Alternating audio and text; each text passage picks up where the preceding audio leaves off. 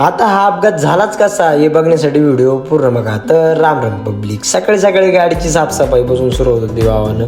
मग काय हे घेतलं पहिले रेडिएटर मधली घाण साफ करून, नंतर घेतलं आपण एअर किन्नर खोलायला, कारण की एअर किन्नर मध्ये होती खूपच घाण.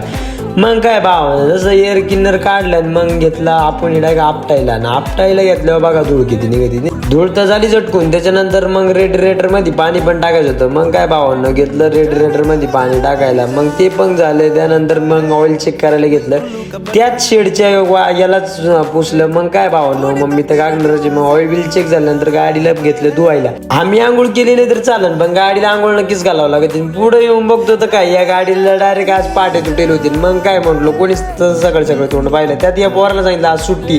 ते पोरं पळतच आले, पण नंतर त्यांचा मूड ऑफच झाला, कारण की ना त्यांना सांगितलं तर चला तुम्हाला दुसऱ्या बसमध्ये देतो. त्यानंतर यांना आलं म्हटलं तुम्ही काय हसू राहिले, तर ते महिने तुझा ब्लॉग बघतोय. म्हटलं बरं ठीक आहे. त्यानंतर गाडी बिडी भरून झाली. नंतर खाली करायला गेलो चिखल आंब्याला, खाली बिल्ली करून आलो. संध्याकाळी आपल्याला होती ट्रिप टॅमॅटोची. मग काय टॅमॅटोची ट्रिप भरून निघालो आणि त्यात कारखाने आलो. बघतो का इकडे ट्रॉलीचा एक्सेल तुटेल होता भावानं.